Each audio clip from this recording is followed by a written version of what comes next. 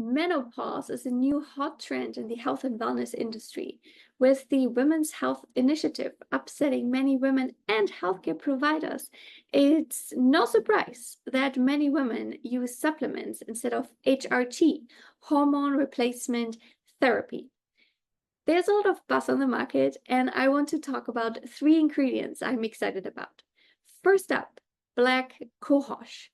This is an herb that has been studied for helping to reduce hot flashes, night sweats, and mood swings.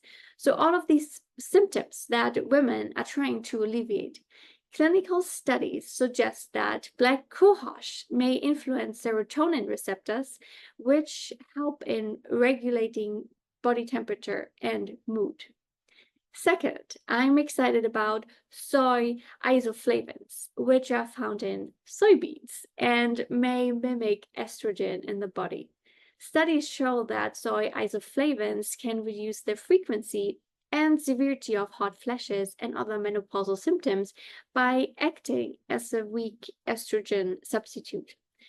And third, I'm also a fan of red clover, which contains many nutrients like calcium, chromium, magnesium, niacin, phosphorus, potassium, thiamine, and vitamin C. So, all of the good stuff.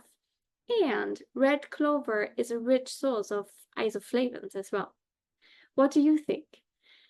Do you think these ingredients make sense? Do you think that they can help alleviate vasomotor symptoms of women entering menopause? Let me know in the comments.